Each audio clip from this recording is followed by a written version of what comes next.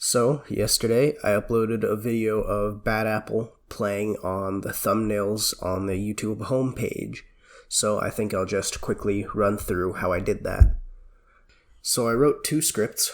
The first one was a Node.js script that processed the video, and the second one was a browser JavaScript script that actually played the video in the browser. So the first script did two things. It first used FFmpeg to take each frame of the video and resize it into the dimensions I needed.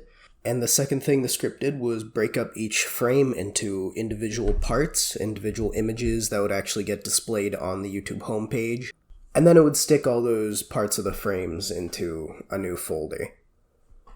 And the second script that I wrote was the script that I would end up copying into the browser. So I had to work around certain restrictions with the browser because Firefox and most modern browsers don't let web pages use their scripts to access files native to your computer, which is a kind of important security thing. So it makes sense why it's there, but just in this specific case, it kind of made it a little bit of a pain.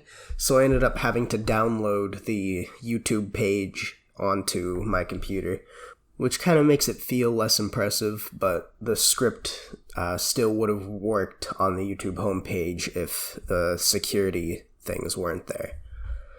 So once the first script finishes running, which can take like 20-30 minutes for a 3-minute video, because I didn't optimize it at all, I can then copy the second script into the developer console on the web browser and play the video. And it looks like this. And it works for any video, so that's kind of neat.